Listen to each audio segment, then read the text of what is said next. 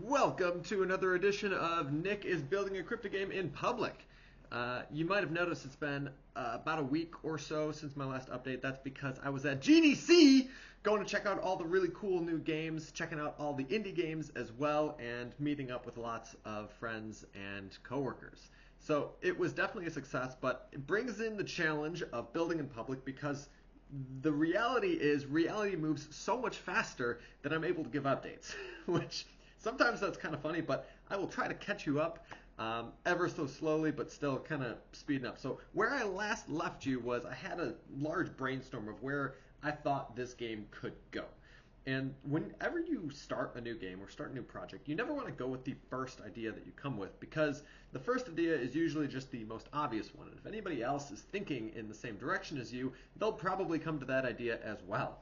Sometimes it's the best idea, but oftentimes if you just continue thinking about it, you can save yourself a lot of work and a lot of hassle in getting to a really unique and cool idea. So I decided to come up with 5 separate game designs, completely different from each other, that all have their own unique twist, to the point where I'm extremely convinced that I can do multiple of these games if I really wanted to. And they all got pretty good hooks, so I'm feeling pretty positive.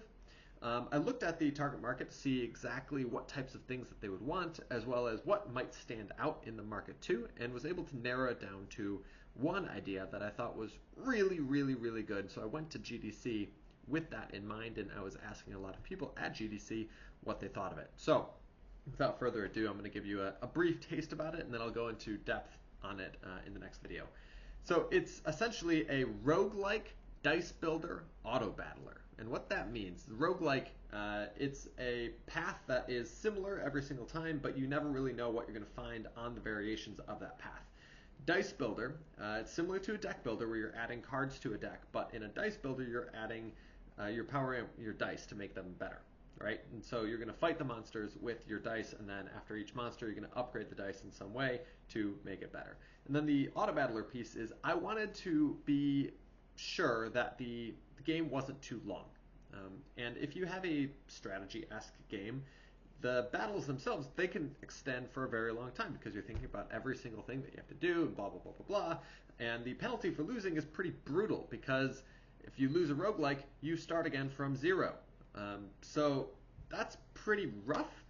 I wanted something that had a lot faster pace, and there was other games that came out recently. One of them was called The Bazaar, that is a roguelike with an auto battler concept. So I took a lot of mentality from that and infused it into the design to make sure that the battles were fun to watch and also really, really fast. And so that is a critical piece that I'm thinking about when I'm designing this game. Anytime you look at a game, you always want to focus on the core loop. And the core loop of the game might be different from the core loop of the metagame. The core loop of the game needs to be fast, exciting, and fun and engaging. Because if it's not that, you're screwed. Because the core loop is the thing that players will be doing over and over and over and over again. So I spent a lot of time thinking about what that core loop experience looks like and to make sure that it's fast and fun and has strategy. Because there needs to be some element of strategy. It can't just all be luck. Nobody would play it. Well, I mean, I guess some people would, but I wouldn't play it. I don't really like just pure clicker games or pure luck games, and frankly, when money or value is involved, it gets into hairier territory. So I am aiming for at least 70% strategy.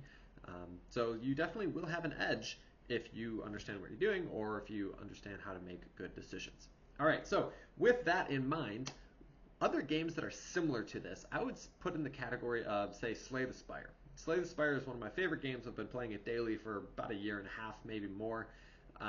I love that game because there's a lot of really cool emotional hooks in it. And I'm trying to capture that same experience and pull it into a dice building category. And there's been a couple of those examples before. Slice and Dice is one of them. Dicey Dungeons is another.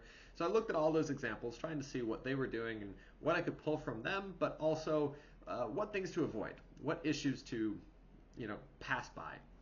And the thing that consistently comes up is dice builders always are adding and upgrading the dice that you already have. So you're adding new dice, you're upgrading those dice, and changing all the sides almost at the exact same time.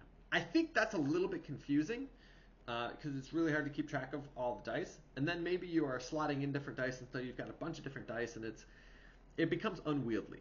So I decided to go a different direction. There's no reason that the dice need to be 6 sides. And with something that is digital, you can have impossible shapes. So you can have a die with 7 sides, or you can have a die with 5 sides. So I said, hey, you know what? This could be a really cool opportunity.